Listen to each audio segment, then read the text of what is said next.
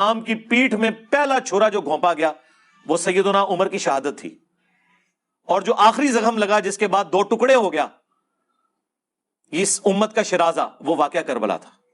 اس کی ابتدا جو ہے وہ شہادت عمر سے ہوئی ہے، شہادت عثمان سے نہیں ہوئی۔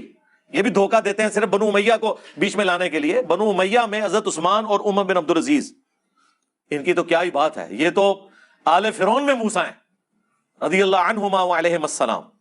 حضرت عثمان اور عمر بن عبدالعزیز کے پیچھے بنو امیہ کو نہیں چھپایا جا سکتا، اور نہ ابو لہب کو بنو ہاشم کے پیچھے چھپایا جا سکتا ہے کہ چونکہ نبی علیہ السلام ہاشمی تھے تو ابو لہب کو آپ چھوڑ دیں۔ نہیں، ہم پڑھیں گے تبت یدا ابی لہب وتب، اس طرح نہیں کو کسی کے پیچھے چھپتا۔ اسی کو تو اللہ نے قرآن میں کہا ہے کہ ابراہیم علیہ السلام اور ان کی اولاد ایک امت سے گزر گئے، وہ اپنے مال اپنے ساتھ لے گئے۔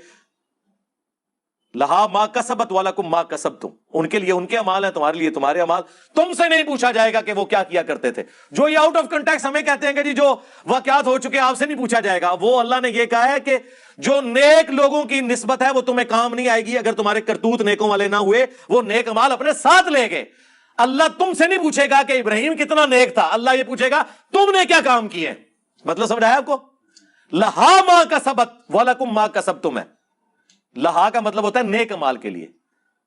اگر ہوتا نا الا، ان پر ان کی غلطیوں کا وبال، تم پر تمہاری غلطیوں کا وبال، تسی اپنی پلی نبھاؤ، پھر وہ معنی ہوتا جو یہ لیتے ہیں۔ عربی بھی نہیں ان کو آتی، نیک امال کا ذکر ہو رہا ہے کہ عظیم امت ہی گزر گئی، کیونکہ وہ بنی اسرائیل کہتے تھے نا ہم ابراہیمی ہیں، ہمارے آباء و اجداد یہ تھے یہ تھے۔ اللہ نے فرمایا نیک امت گزر گئی، وہ اپنے امال اپنے ساتھ لے گئے، تم سے نہیں پوچھا جائے گا انہوں نے کیا کیا، تم سے پوچھا جائے گا تم نے کیا کیا۔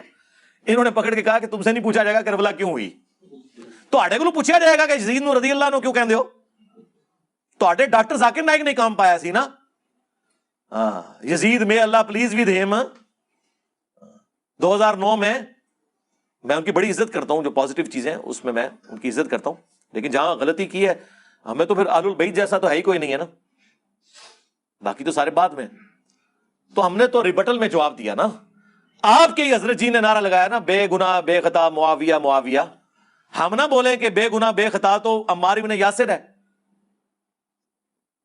یہ نہیں آپ بتاتے، اس لیے کہ پھر لوگ پوچھیں گے کہ کس رضی اللہ عنہ نے، کس رضی اللہ عنہ کے کہنے پر عمار رضی اللہ عنہ کو شہید کیا۔ آپ کو یہ تو بتائیں گے کہ عمار کے ماں باپ اسلام کے پہلے شہداء ہیں، سیدہ سمیہ اور یاسر، یہ نہیں بتائیں گے کہ ان کا بیٹا بھی شہید ہوا ہے، اور کس رضی اللہ عنہ نے کس رضی اللہ عنہ کے کہنے پر اس رضی اللہ عنہ کو مظلوماً شہید کیا، یہ نہیں بتائیں گے۔ آدھا سچ بڑا خطرناک ہوتا ہے۔ تو یہ سارے کا سارا انہوں نے فراڈ مچایا ہوا ہے، صرف دنوں کو ڈائلیوٹ کرنے کے لیے اس طرح کے معاملات کرتے ہیں۔ جو جن کے دن ہیں ان کو دیں، کانفرنس کریں گے صحابہ و اہل بیت کانفرنس، صحابہ کا ذکر ہوگا، اہل بیت کا ذکر یہ ہو رہا ہوگا کہ اہل بیت کے ماننے والے بدعتی ہیں، اہل بیت کے ماننے والے ان کے ناموں پہ شرک کر رہے ہیں، وہ اہل بیت ہی بھی کو گال کر لو۔ ہاں، اور دوسری بات، صحابہ کانفرنس میں کبھی اہل بیت کا ذکر نہیں ہوگا، اور جو اہل بیت پہ کانفرنس ہوگی وہ ہوگی ہی نہیں کبھی، وہ ہوگی صحابہ و اہل بیت کانفرنس، اور اس میں اہل بیت سے سٹارٹ لیں گے، کانفرنس پوری صحابہ کرام پہ ہوگی۔ یہ آپ کو فرق بتا رہا ہوں، اس لیے ہم نے اس پورشن کو ہائی لائٹ کیا، کیونکہ کوئی سنی ایسا نہیں ہے جو حضرت ابوبکر عمر اور عثمان کو برا کہتا ہو، یا ان کا دفاع نہ کرتا ہو، یا ان کو خلیفہ راشد نہ مانتا ہو، یا ان کے نام مسجدوں میں نہ لکھے جاتے ہوں۔ مسئلہ ہے ہی حضرت علی اور ان کی اولاد کا ہے، اور ان کے قاتلین کا ہے، اس لیے پھر اس مسئلے کو ہائی لائٹ کیا جاتا ہے۔ خیر ہم نے تو کسی کو نہیں چھوڑا، آپ کو پتا ہے، ہاں اللہ کا فضل ہے۔